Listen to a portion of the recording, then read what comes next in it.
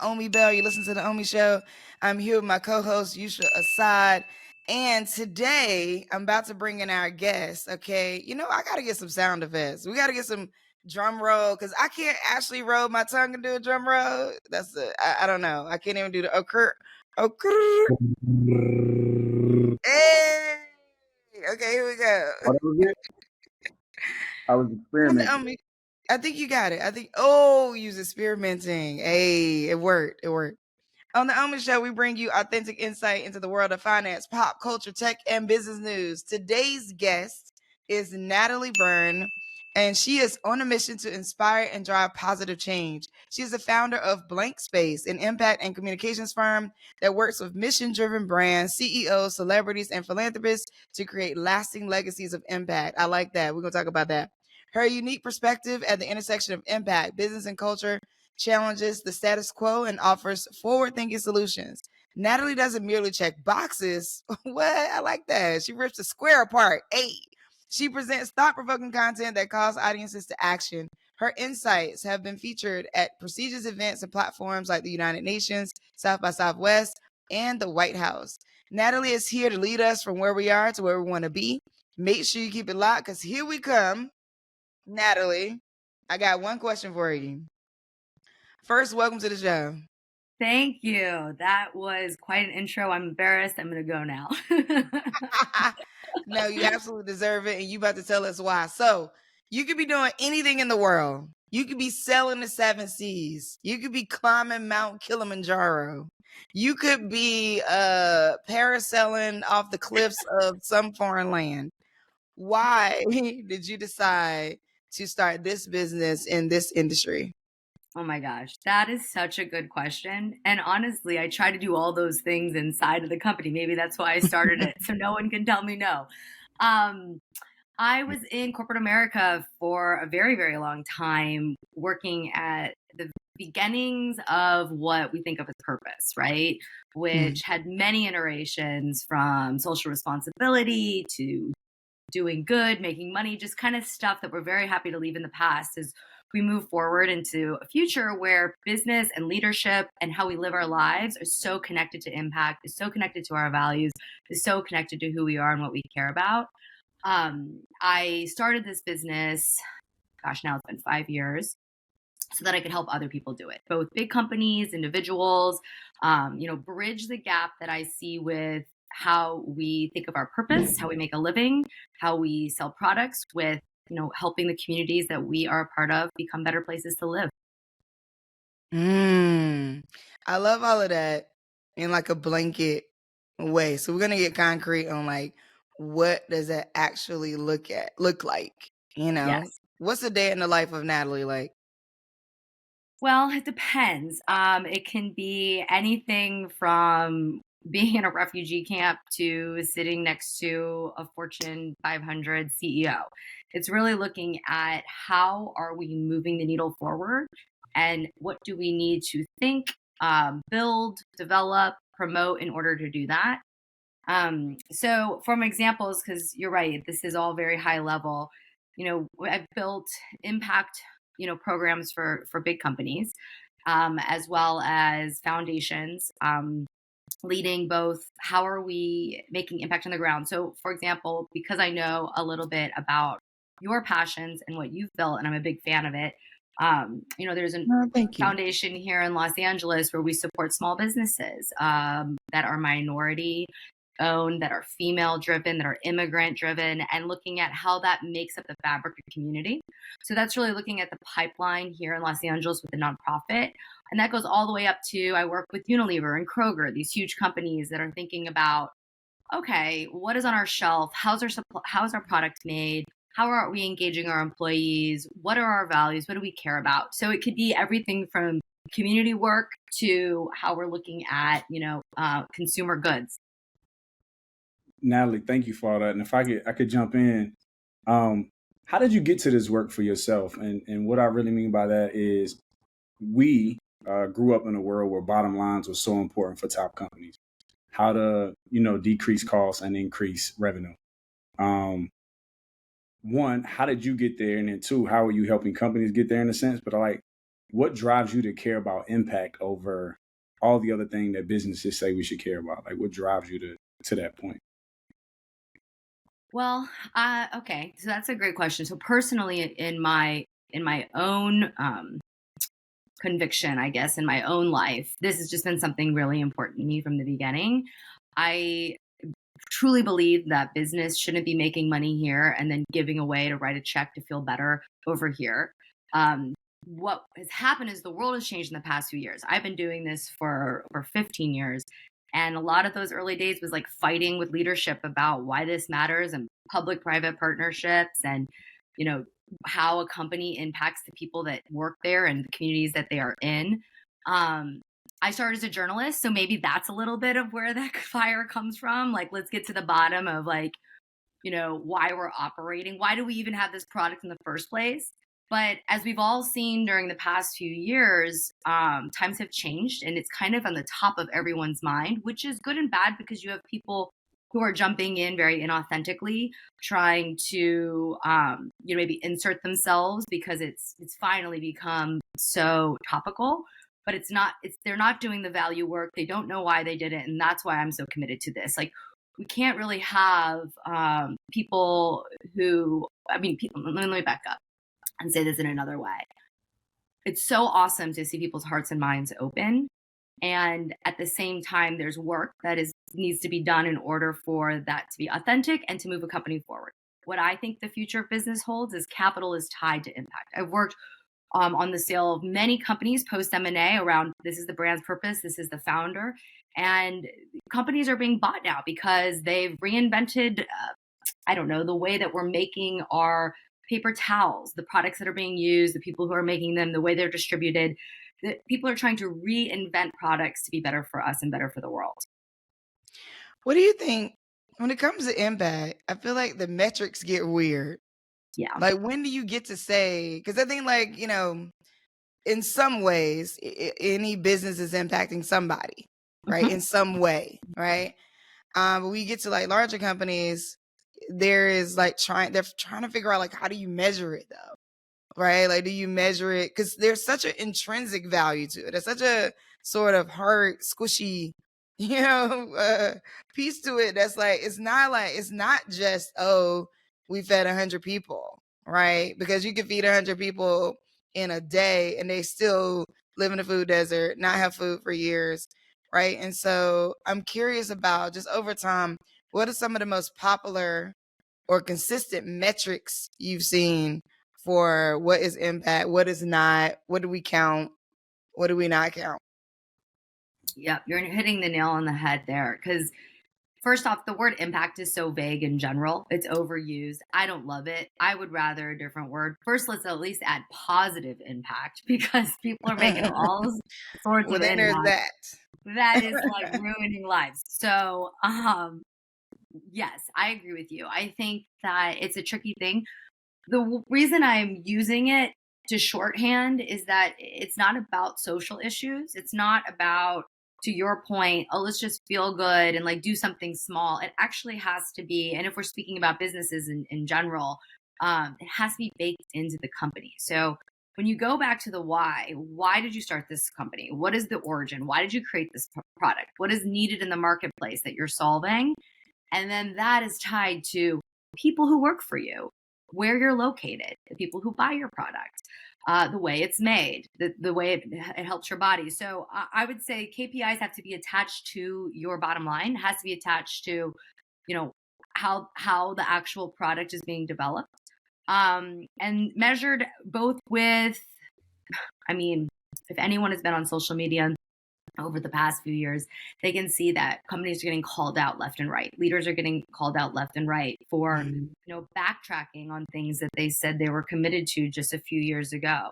So I think that the metrics are long term. What is your goal year over year? And let's look 10 years out. Like, is this company viable? Is it going to be around? It's not a short, little, trendy marketing campaign. That to me is not impact at all. Go ahead. Well, I was having a moment in my mind with some of the things that Natalie was saying, and I wanted to recall these things because they are like trigger. I'm gonna take it back earlier when you we're talking about how you started the company, so you didn't have to do what they told you to do. So my first thing, Yeah. oh, Natalie's a rebel. Okay, cool. I like the rebel, but what is she rebelling against? And it sounds like to me that you're rebelling against uh, people, like you said, who are getting money over here, not so good, but then trying to like pay off their social debt in this way. But it also sounds like because you use the word about companies doing this authentically, that you're also rebelling against those companies who even in their attempt to do greater or have better impact, right, are not moving in ways that are authentic and landing. And it made me love Omi's question, right? Omi's question was, how do you measure that impact? And so that made me look up the definitions of impact and imprint, Mm. where impact is where two things collide forcibly, or where something makes an impression on something. But imprint is a mark made by pressing something onto a softer substance, which I'm looking at as a more malleable substance, so that its outline is reproduced. And so when I'm thinking about true measurement of impact, it's how are we imprinting things in the minds, the lives, the consciousness, the wellness of others, so that beyond our touch point with them, they are reproducing wellness for themselves, improvement for themselves.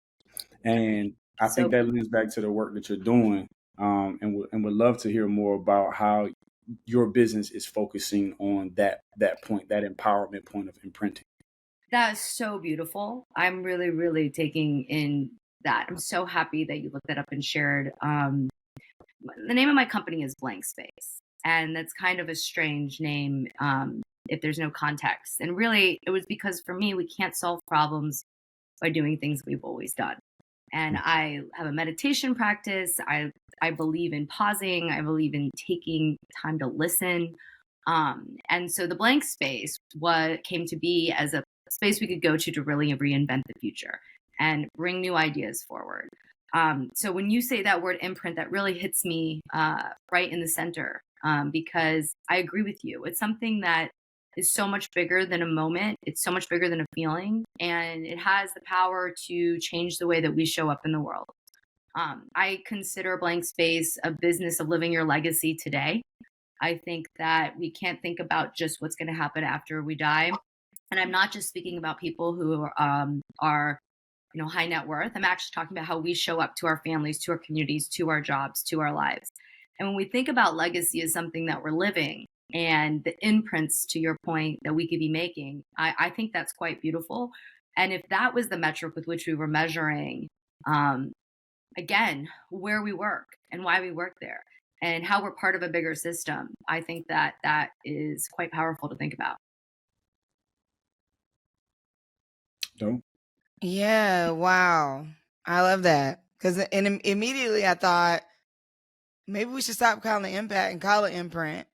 That takes the accountability to a whole nother level, right? Because because then when you say like, oh, what is your, what we hear footprint a lot, versus imprint, we may say like, oh, what's your footprint? What's the footprint of this business? What, that kind of thing. And when we say that, we're meaning like location.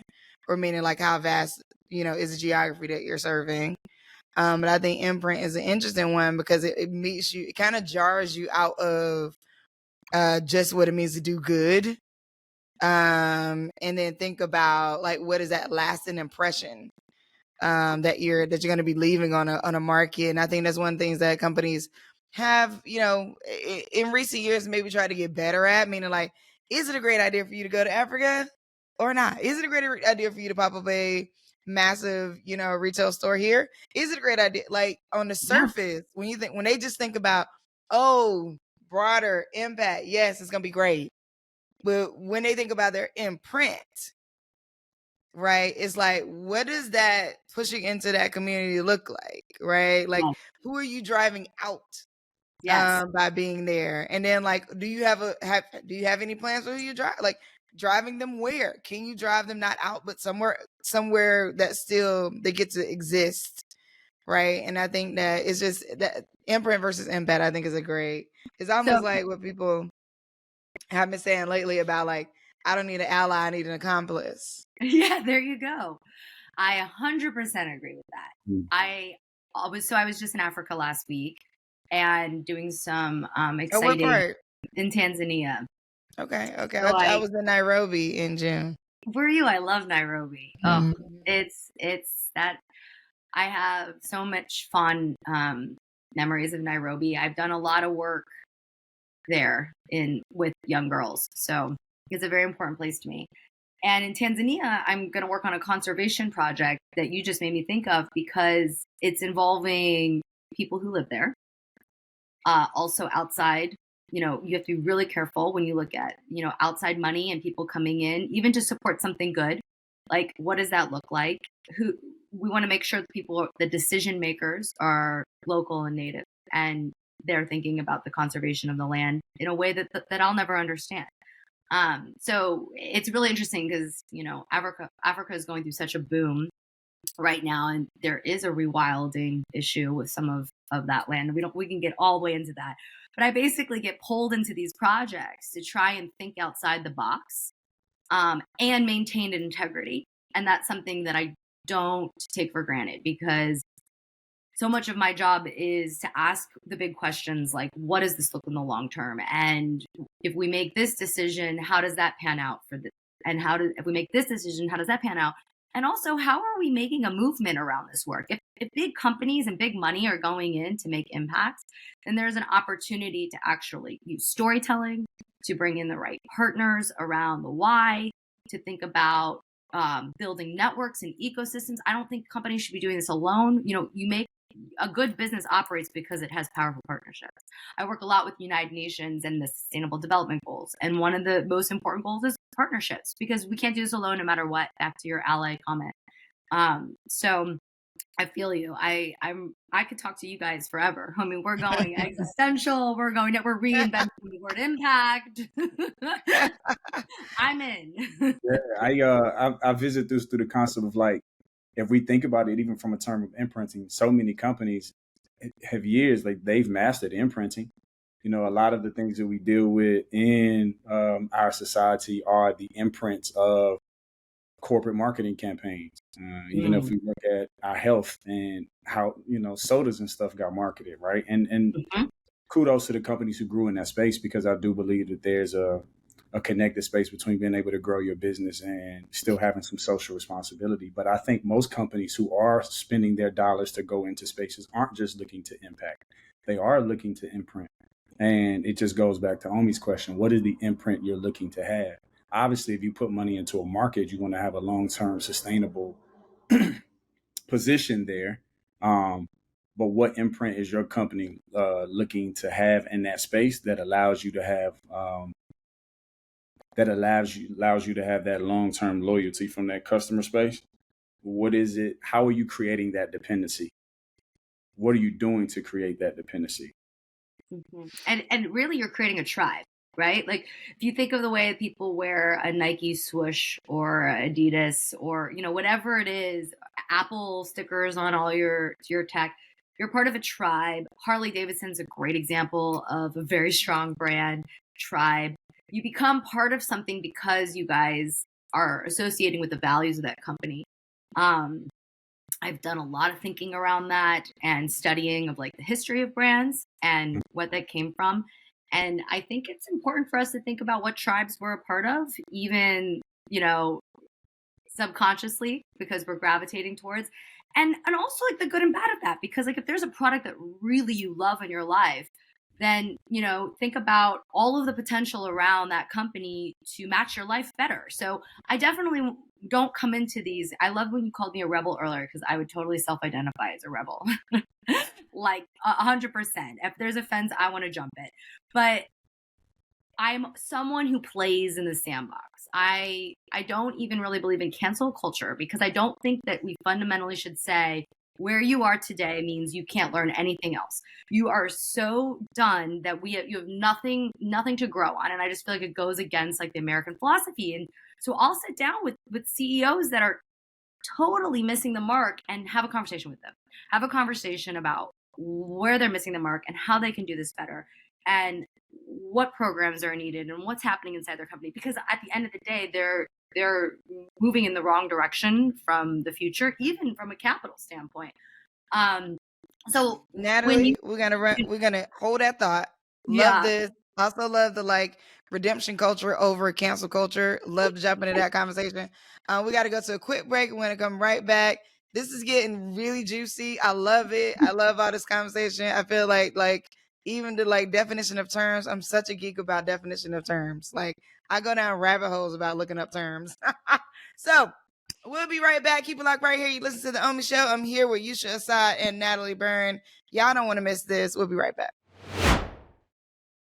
When we left off, though, we were talking about words matter. You were talking about how words matter.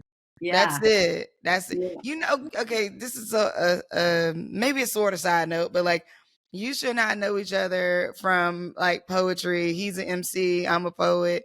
And I think all of that is about words. So sometimes when I work with people, I don't think they realize that I'm listening to every word that you say.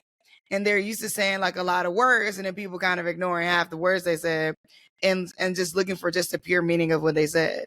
And so a lot of times I have to let people know, like, oh no, I'm listening to every word. You said these words, you must mean them. But that comes from listening to art and interpreting like art all the time. So like I was also did some journalism before, small stint. I don't even know if I could put it on my resume. But in that it caused me to listen to what people are meaning all the time.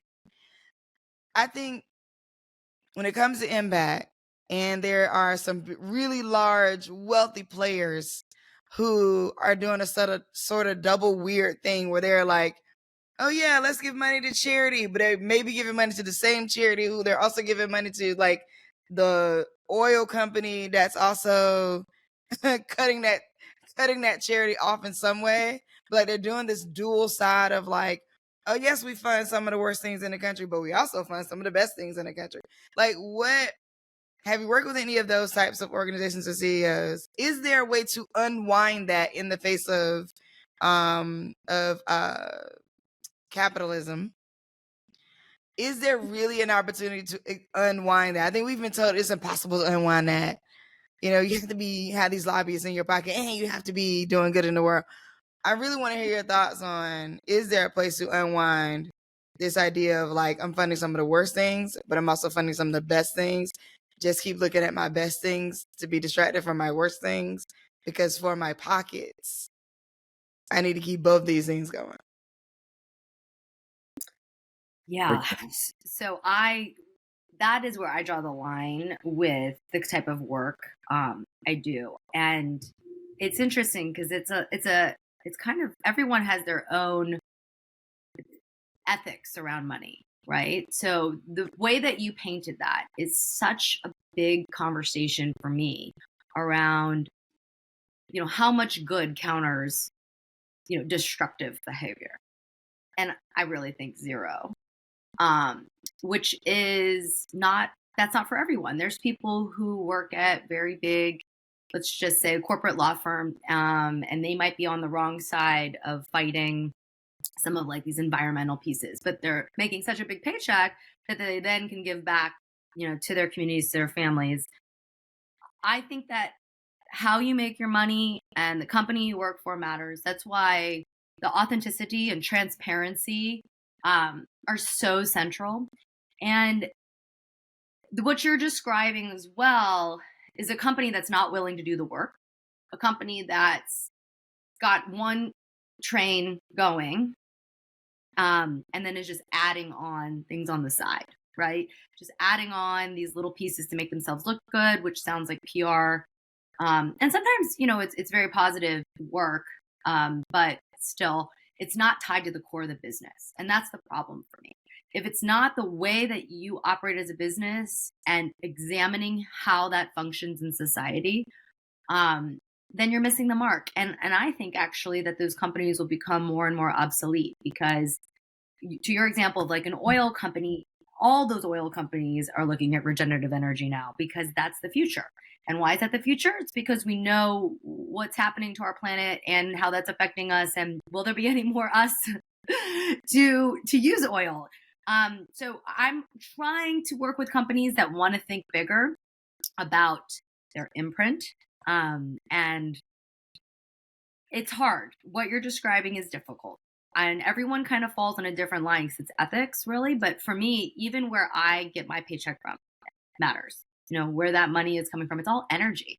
It's all part of our value system. Mm.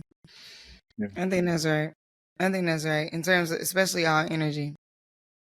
I agree. So I was inside of Unilever before I started doing this same type of work with brands and founders there. And one thing I loved about their system is for listeners who may not be familiar with KPIs, it's the key performance indicators of a company. So it's how a company, to go back to our earlier conversation, is measuring its success quarter after quarter. Usually those are tied to sales, right? Or, you know, what they're doing to drive the bottom line. One thing about Unilever is that every single employee in the company had a KPI tied to how they were tied into the impact themselves. And what it did is it helped like the social media manager be reflective of what is my role in our bigger goals around this work. And I think that we can kind of all think about that. You know, where is our capital coming from in our own life? What does our output look like? How is our values aligned? Do we feel an integrity with that work? I think, okay, so a couple of things you said, I want to just quickly recap when it comes to just like looking at impact. One, living the values. What tribe are you a part of, or what tribe are you building? And then I think having KPIs tied to individual, having the impact KPI side to an individual. Mm-hmm. Like I think, like I love that. So it's like out of all the things you got to do in a day, at least one of these is tied to our larger impact goals. Mm-hmm. I think that's the way to like keep the conversation going versus it being like a boom and fizzing out. I mean, like, oh, we're gonna run this campaign. That's the end of the campaign, and like nobody's attached to the impact anymore. Then I think you have these companies that have done like such an amazing job at like building the internal tribe in a way where I don't know. I'm kind of fascinated by it. Like there's like places like Nike or Google, who have actually set the tone for how other companies do what they do. It's really interesting to watch the sort of like tribe building that happens internally, where it's so strong in the way they talk about what the company does, like what employ, like that level of company culture. I think is just it's amazing. I've never seen like working with them or inside of these companies. I'm like, wow, like I wish I would have had this in my 20s. You know? I think it's one of the reasons why when people sometimes find out what I do, I get really fun, lively debates with people around evil corporations. And I mean, it's okay. I'm so used to it. It's part of it. And I say that though because a company is made of people, and that's the first thing. It's like a city full of citizens, and yes, you are deciding to work in a company based on what they do, but like looking at the energy of that company, the culture of that company, the way the city operates, the mayor of the city, all of these things that we're so used to be like, I live in Los Angeles, like, oh, I'm so upset about the homeless problem here. But I have to take my own responsibility for that and be a part of the city I live in. And so when people talk about evil corporations, I'm always like, but it's made up of people and people aren't evil. So question for you. Okay, so I'm gonna take this in a slightly different direction.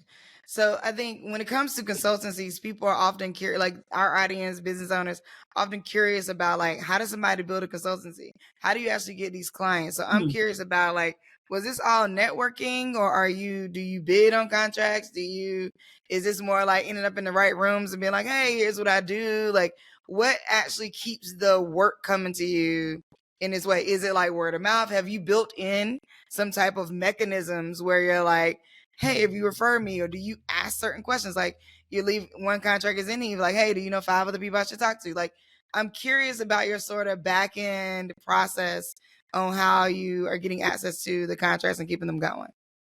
Okay. I love that. By the way, I should be taking notes because you just gave me a million good suggestions on how to. how to maybe bring in more business. Because I've been doing what I've been doing for so long, and I'm behind the scenes with some of these really big companies, it has been very natural. I built my business, through that lens, word of mouth. My expertise in the field, I'd say. I haven't really marketed or gone out there big, which I go back and forth on. Actually now, one of the reasons why I'm so excited to talk to you is that the place we're at, when I've been doing this for so long and where we are now, there's tons of people who are talking about impact and in a way that is not authentic. And I have realized it's time I have to come out from behind the scenes to kind of help gauge what good looks like and what it's not, and to share the blank space method with as many people as possible so that they have a process of why and they have a way of making a roadmap. I started even doing seminars at some of the universities here because I want all of these young kids that are hungry to work for companies like this to have that in them, to be able to bring that into their companies. So my process has been very much word of mouth. Also, the companies that want to do this kind of have their ears open. They're looking. I'm a very different flavor than most people. You're not hiring a big, sexy marketing agency that says they do impact, who's going to make you a really good tearjerker for the Super Bowl. That's not me. I'm here to help you actually build long-term strategy and work and think about that. So it's a certain flavor. I think it's a lot of just the hard work I have done year over year. But yeah, I need to get out there more and it's funny because my motivation isn't even get out there more to get more clients. It's like to get out there more so that we can make the work better as a whole. And having conversations like this is so important to me. It helps me think about it bigger. And hopefully your listeners will be inspired because I just want more and more people to both ask this of companies and think about how they show up. That's dope. That's dope. You said something too about your flavor and just understanding what you offer to a company versus, what others may be looking for. But it also sounds like, right, you opened the company 5 years ago. And of course, business growth is important, right? So shout out to Shelly and Omi and all the suggestions. Shout out to Omi and all the suggestions. So people have been knowing me, just Natalie say, and everybody listening, people have been knowing me for a long time, know me as my former name, my given name, Shelly. And now I go by my chosen name, Omi. So, but I still be friends with people if they call me Shelly. It's okay. But so that's why he's saying that. Mm-hmm. And I definitely do my darndest to accept her transition, her growth, and her new space. That's my homie. Question for you: when you're in situations, right, when you're in tough situations with companies, where their desired direction isn't necessarily aligned with you, what is a personal mantra or guiding principle that you kind of repeat to yourself at that moment to remind you of your mission, despite this challenging situation? Well, that being a journalist and storyteller, at the core, it's so important that I listen. It's so important that I listen to what fears are coming up, or what opposition is coming up, or where the discongruency is. Because if I'm already in the room, then there was already a certain alignment on values there. Like if we're in that room. So now what happens, and this happens a lot, is you have a lot of decision makers coming together and naysayers come in, or people who don't agree with the mission come in, or, you just start to have a much bigger pool of weigh-in. And I always go back to my own work around, why did we start this? What was our roadmap? Why this matters? And it touches on something I know we wanted to connect on, which is the idea of cancel culture and what a path forward from that. So sometimes companies come to me because they have had a public incident that made them open their eyes and say, okay, maybe we need some help in this area, right? And that's a very different type of a conversation than one who's building a business or looking at their company that's successful and wanting to build an impact at the core from the beginning.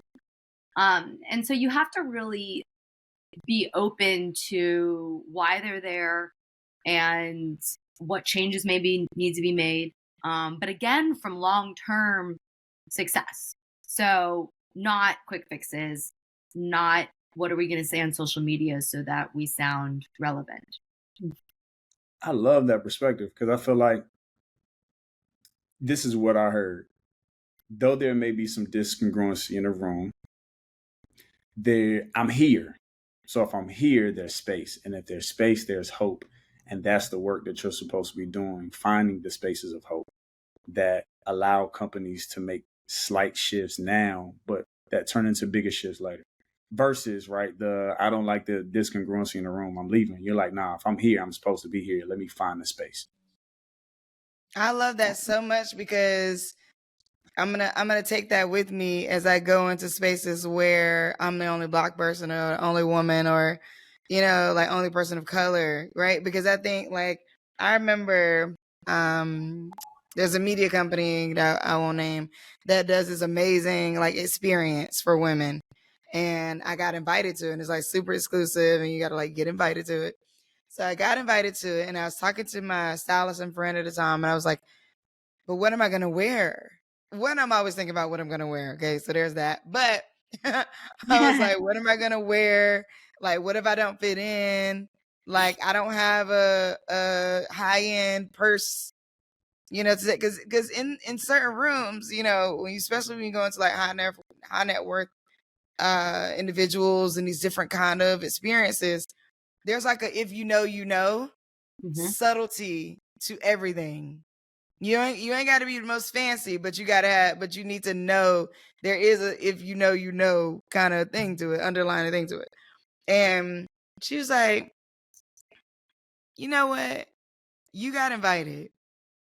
You're gonna be in the room, so I don't think it matters what you wear. If they invited you, they already know what you wear. I'm like, well, that's true, And I was talking to another woman who also floats these sort of high net worth spaces, and she was like, listen, I think the same thing. She was like, I'm in here and I may not be a person of color, but I'm also in here like, yeah, I don't wear the fanciest clothes, or I don't think.